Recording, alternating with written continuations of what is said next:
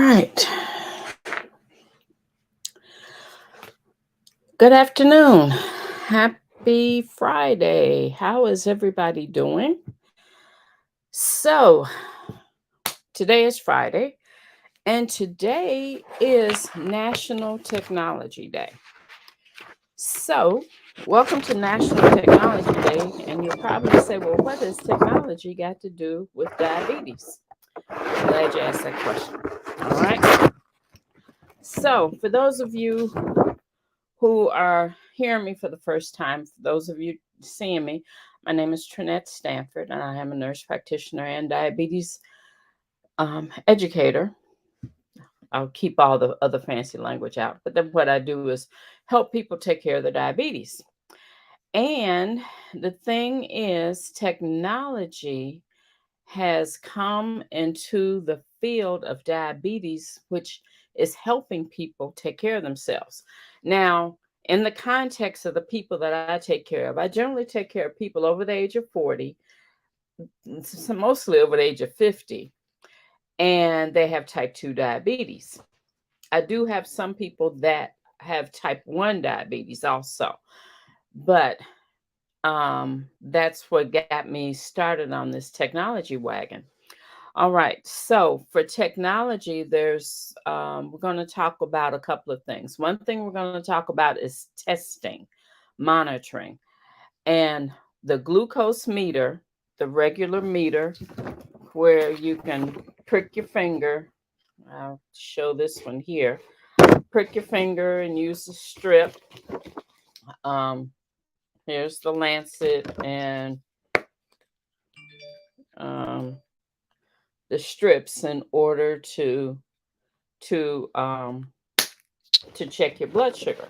Now that is a type of technology. It's kind of primitive, and you have to stick your finger. And the thing about the glucose meter, that type of meter, it is like taking a snapshot.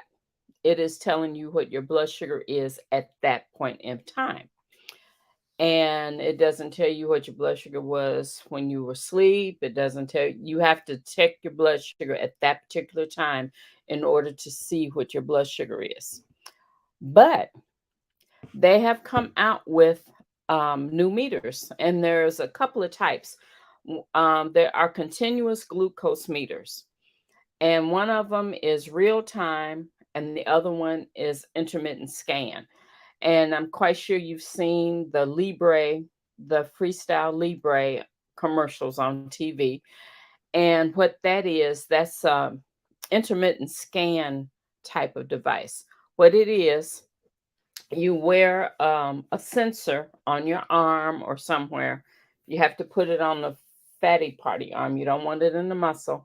And you can take your phone or the device and put your phone by it. That's why it's called intermittent scan. You only get a reading if you scan it and you use your phone. There's an app on your phone where you can scan it.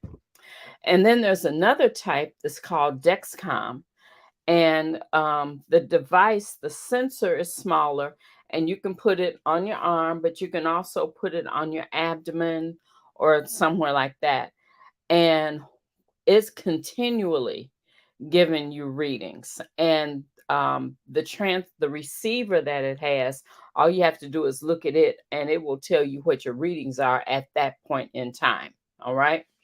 So um, that is where technology has come in as far as treating diabetes. Now, what is the benefit of having that?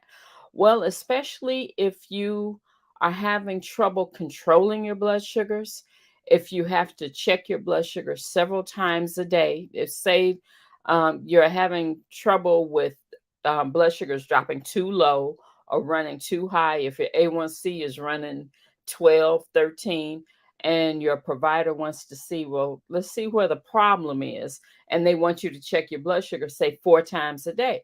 Well, that's 4 times a day you have to stick your fingers if you have a regular meter like I showed you.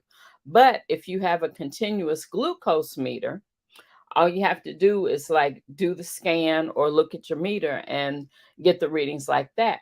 The other benefit for the continuous glucose meter it downloads it downloads the record, and you're able your provider is able to see, and you are able to see how you've been, we call it time and range, how your blood sugars have been running the entire time.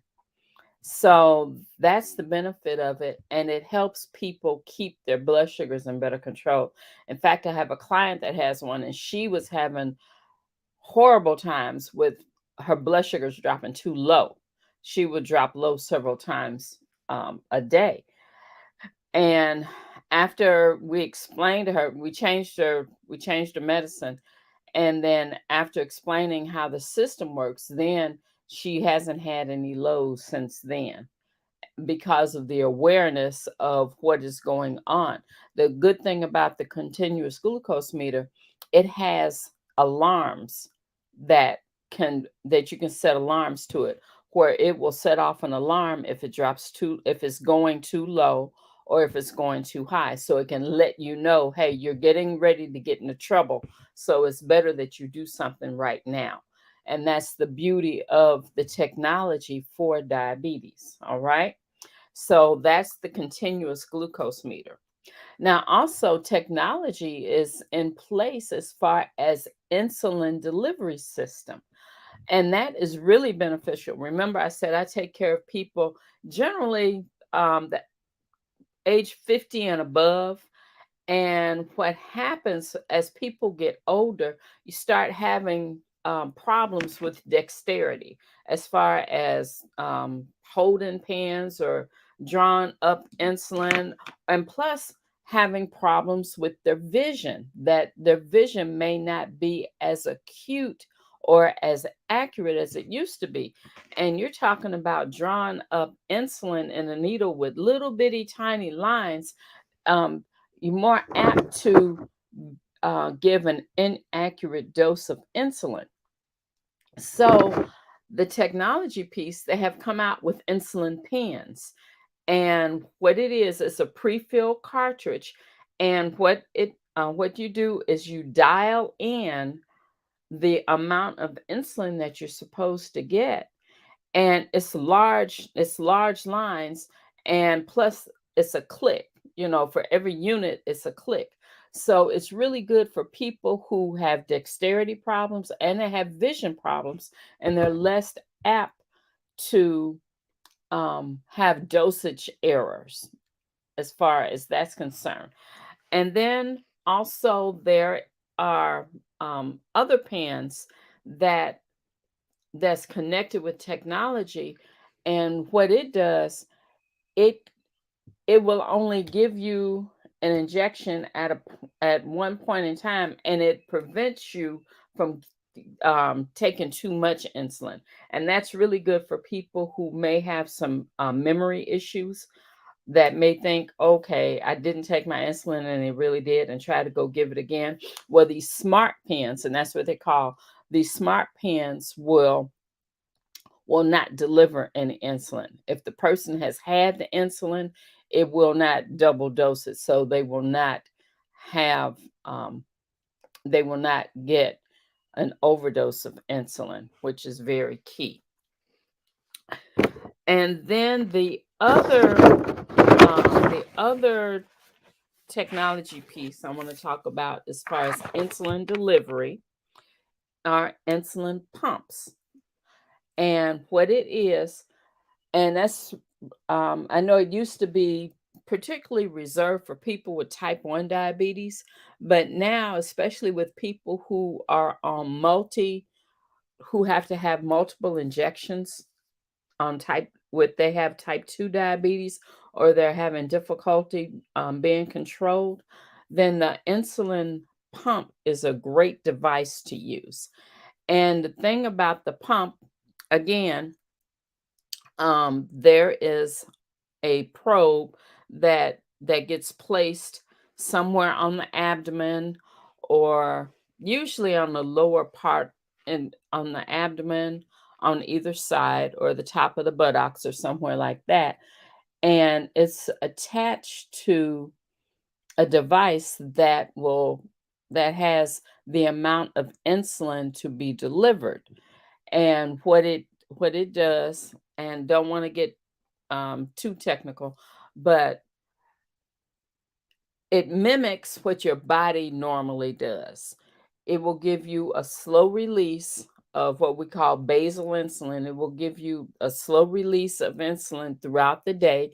And then when you get ready to eat, you can give the amount of insulin that you need in order to cover your meal.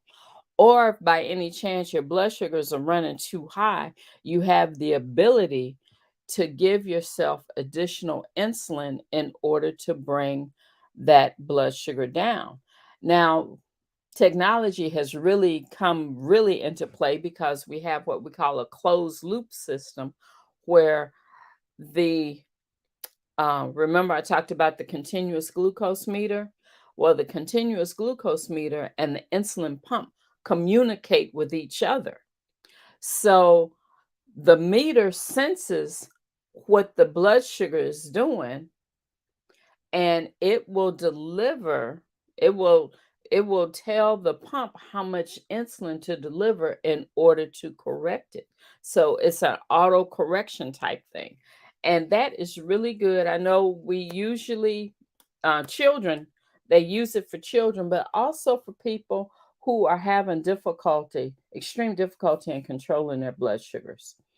And they, like I said, they have to have multiple injections in order to of insulin throughout the day. So this takes a lot of the error out of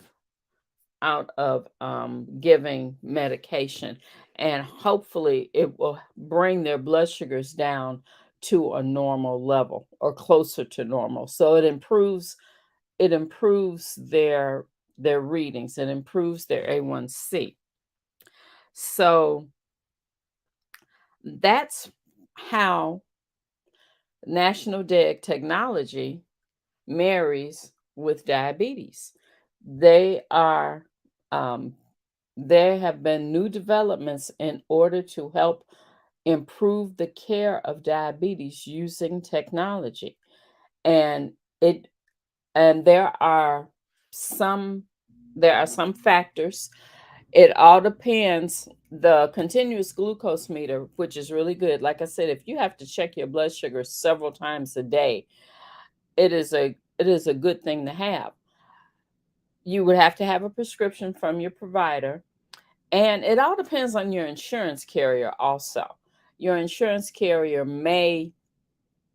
um, may put some limitations on it, but as I have discussed with individuals, I said you need to have an advocate, or you need to be your own advocate in order to fight what's necessary for your care. So that is available. And the good thing is now Medicare patients who fall into those categories can now get these continuous glucose meters without a problem, which is great news. And also let's see, I'm checking my notes just to make sure I covered everything. But like I said, you want to make sure that you talk to your provider about some of these things. And that's what I'm here to do. I'm here to educate you, to empower you, and also to inform you. So when you go talk to your provider, you're able to talk to them, especially like I said, if you're having trouble controlling your blood sugars, if you have to check your blood sugar several times a day, if you have to take insulin several times a day, some of these devices may be beneficial to you. All right.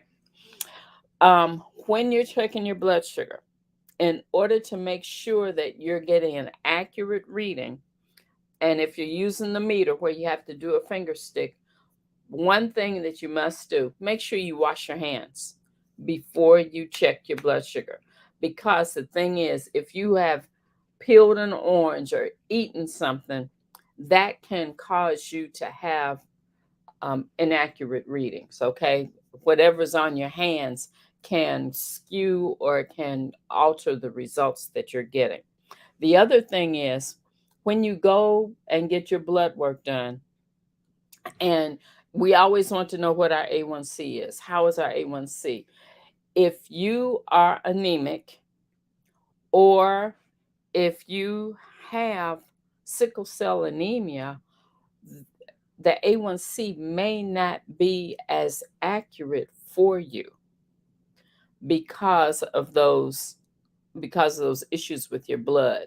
So if you have sickle cell anemia, or if you are anemic, you need to have those, make sure that those areas are taken care of before you have your A1C. All right. And think I think that's what I have for you today. I want to thank you for coming in and listening. If you have any questions, comments, complaints, or anything, please put them in the comments below. And also, if you are on my YouTube channel, do me a favor. And even if you're not, go to my YouTube channel and subscribe to it. I'd really appreciate that. I need more subscribers in order to to get um in order to get a title for it. Okay. So I need more people to subscribe to my YouTube channel. So I hope everyone has a great weekend. Have a great day. And I will talk to you later. And I want to thank you. Like I said, I want to thank you for listening. And if you was looking at this on the replay, put in hashtag replay. Okay. I will talk to you later. Bye.